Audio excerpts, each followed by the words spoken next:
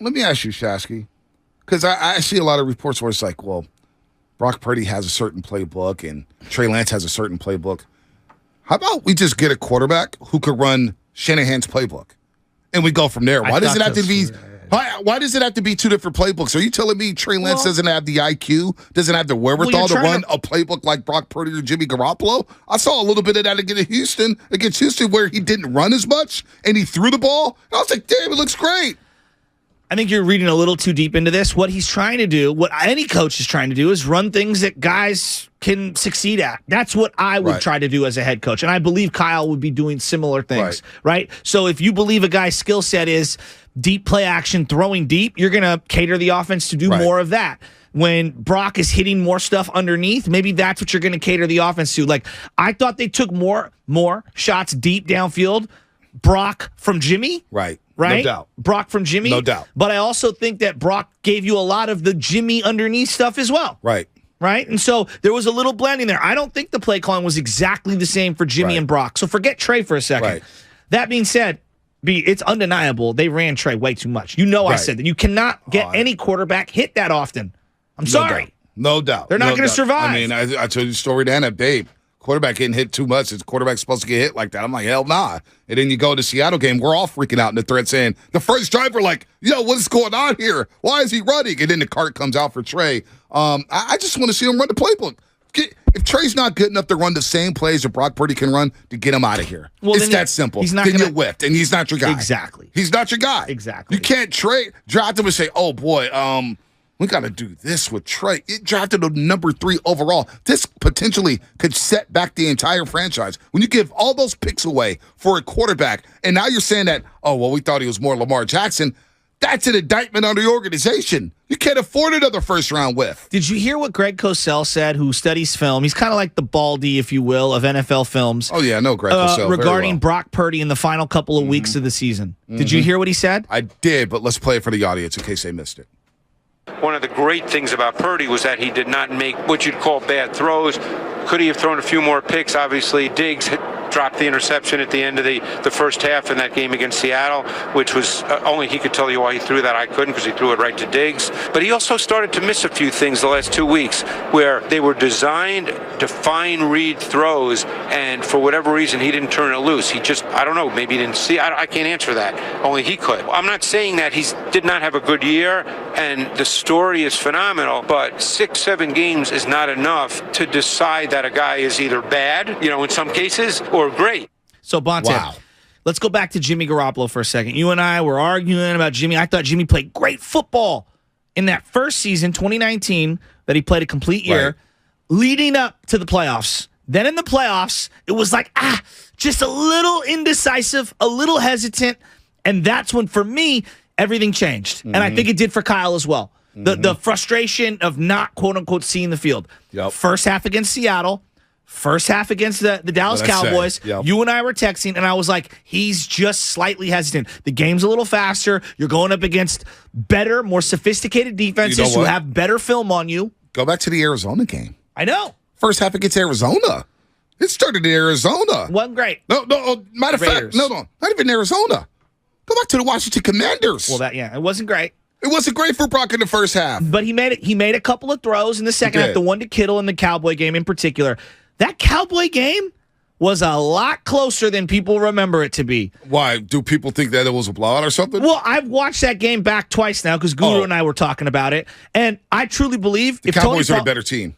If Tony Pollard's in that game, I think they win that game. Yeah, I think they win that game. The Cowboys were the better team that day. They were a better team. They were all over us. They were all over. And I look at that game and I say, now I'm not saying it's like for like, but I got a lot of the same Minnesota Viking vibes from Jimmy Garoppolo that I did in the Brock game. I didn't see it with Jimmy. I still think Brock's good. Right. I didn't see it with Jimmy because I saw Minnesota's defense maybe snuffing him. But the thing with Brock Purdy that he was doing early on when he took over for Jimmy Garoppolo was he was running away from guys, right? He was running away from defenders. We're like, wow, he can make plays outside of the pocket. He could move around, scramble, and make the it play happen, right? He was doing all that stuff. But then we look back at Tampa Bay, we said, whoa. Would the game have been different had they not been called for a late or unnecessary hit on the first play of the game where he got cracked and rocked? Would the game have been different had Mike Evans scored that 75-yard touchdown that didn't get called for a bogus holding call? Would that game have been different if the Tampa Bay Buccaneers didn't get that interception reversed on a bad Brock Purdy read. I think about all those things. And then you think about, it was so bad. And then the Commanders game, he's trying to run away from guys. You're like, oh, wait, I can't do that. This is the Big 12. This is actually real NFL defenses. And then it got worse and worse and worse and worse. And the play that he got hurt. Now, we feel bad for him for tearing the UCL. It's an unfortunate play. What did the coach say? I wish the quarterback would have stepped up in the pocket a little more. It climbed or got rid of it quicker, which is easy to say. We started to see flaws. Yeah. I'll never forget Jeff Fisher, Mr. Mediocre, 8-8. He was right on something. He was like, Colin Kaepernick, it's about game number 16. This is where you start to figure things out. This is where all of a sudden you can figure a guy out. And from there, it was like, oh, boy, Kaepernick is starting to struggle a little bit. And now Brock Purdy with the 7-game sample size, all these teams got tape. And honestly, I asked you this before. Have we seen the best of Brock Purdy? I don't know.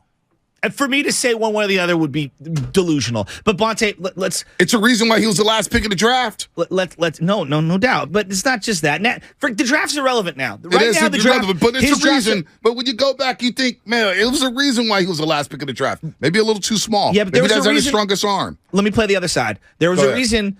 He got the most out of this offense that any quarterback has gotten. I can't dispute that. All right, and so both can be true. That's why I'm saying, I'm not here to say Brock isn't the guy. I'm just saying he's not as flawless as we think he is, and Trey's not as bad as he is. I think both are a little more toward the middle. You know what I'm saying? Yep. Do I worry about us seeing the best of Brock? Absolutely. How could you not? I did this with Sean Hill. I did this with Jimmy Garoppolo. Did it with Alex Smith. I did it with Colin Kaepernick, with Alex Smith. We've done this a lot. What makes Joe Burrow so special is that we've now seen it for 2.5 full seasons in a variety of ways. He's done it without offensive line. He's done it with wide receivers missing. He's done it with Mixon missing. He's done it under duress. He's done it on the road. He's done it at home. He's done it in the playoffs, in the regular season. I know Joe Burrow's a battle-tested stud. No doubt. Right? No doubt. Why is Mahomes so special? We've seen it for 5 straight years with a variety of weapons around him. Herbert. I like Herbert as a prospect. I think he's really, really, really good. There's a lot of question marks I have on him, and I think him to be a level up above Brock, and that's not a knock on Brock. I just look at what he can do on a field, what he's done in that organization. So there's levels to these things. That being said, he was the right guy at the right time, at the right place, and he balled out. He deserves all the credit for that. And he now is in the captain's seat as QB1. But we're not taking that. QB1, by the but way. Listen, we're not taking credit away from Brock Purdy. No, I'm not doing that at all. No, I'm cautioning myself from losing my mind. But he may not be ready for week 1. So how can we call him the starting quarterback? This guy may not be able to throw until August. It's the same situation as Jimmy last year when he was throwing on the baby field. He couldn't throw more than 10 yards. If I gave you $1,000 right now, I say, Bonte, you got to put it on one of these 2 things, black or red, like you're on the roulette table. Okay. Yeah. He starts the season on the pup. He's ready to go week 1. Pup. All right away. So what does that mean for Trey? Or does the organization say, you know what? We still don't believe Trey is ready. We're going to go get a veteran.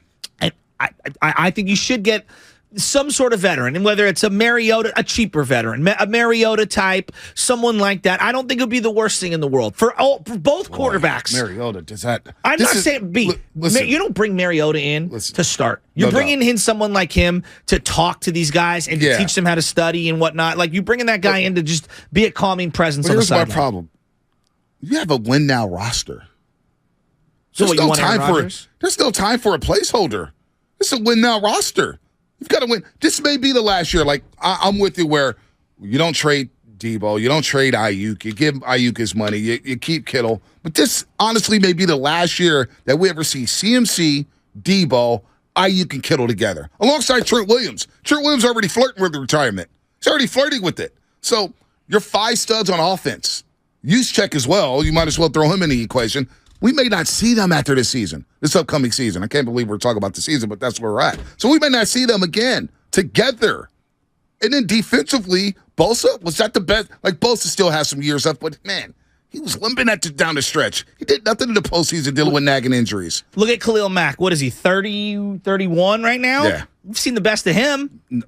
May have seen the best of him with the Oakland Raiders. And I love Khalil Mack as a player, but like let's call it what it is. Like if you asked me, probably saw his best from like 23 to like 26, right? How can